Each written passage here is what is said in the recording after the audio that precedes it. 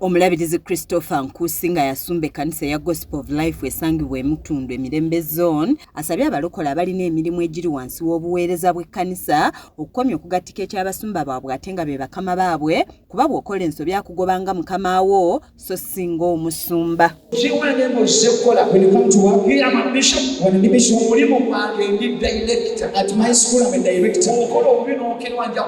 When you come, let I'll fire you. I'm not backsliding. Buno bwe bumu ku bubaka bwawadde abakkiriza abeetabye mu kusaba kwakulembeddemu mu kkanisa eno enkyaleero nga kalatidde abalokole bulijjo okwagalanga emirimu gye bakola okuba n'emikwano egibagattako okukola nga bwe bafisse ez'okutereka n'okufuba ennyo okunoonya emikisa nga kyakubayamba okwejja mu bwavu. Kasobola kujja ku musala gw'ekimanyi ky'ekkumi. Once you get the tithe from your salary, tonawuza kirala kyonna. Save. Fubeekulaba engeri gy'oseevinga. Bw'atuuse ku bawala abaagala obufumbo abawadde amagezi okwefaako nga beenyigira mu kukola ebibakulaakulanya kuba amaka ganyuma nnyo ng'omukyala muyiiya era ng'alina ky'agatta ku bba.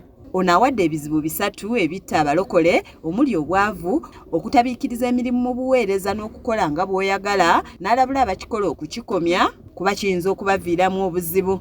We are so weak.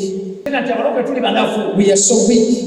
So at 9 you come to the church. We don't respect our bosses. We don't respect our work. You must respect your boss. Even though your pastor. Time. You must know the time to reach at work. Eri abazadde abakalatidde okuteekateeka abaana baabwe obulungi nga kyakumalawo ekyokwawukana mu bufumbo n'abaguliza ne ku bakyala ku mutindo gw'abasajja be balina okutunuulira nga bagenda okufumbirwa yadde nga tebannabeera bulungi mu byansimbi. Era abalokole abatudde wano abakyala kababuulire emitali. Omulenzi ky'osookanga okumutunulamu abeera nga muyiiya, mukozi nnyo, ogerengetanya, mulokole, omaze.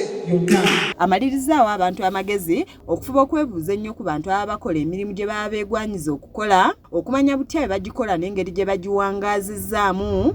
Naawe ekyokulabirako eky'omusumba Solomon Mwesige omutandisi wa TV ya KSTV ng'agamba nti ono afubye okuyimirizaawo TV eno era kati ye mutuufu okwebuuzibwako ku byekuusa ku ntambuza ya TV. How have they done it to succeed? An example. When we talk tulina KSTV. We are with KSTV now. Abantu bangi bakoze TV mu Uganda. Many people have made TVs in Uganda. Ne TV ezimu zigayina ne bazitunda. But some they sell them.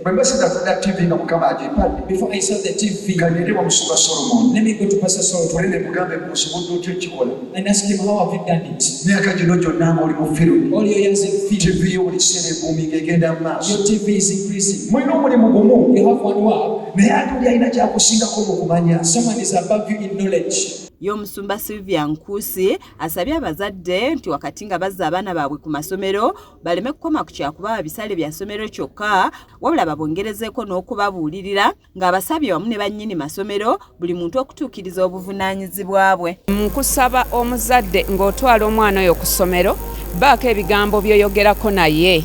Baako engeri gy'omubuulirira tomutwala butwazi kituufu school fees wamufunye kituufu ebyokulya obifunye upkeep n'ebirala naye baako ebigambo ng'omuzadde maama oba taata by'oyogera eri omwana oyo ng'agenda mu ssomero.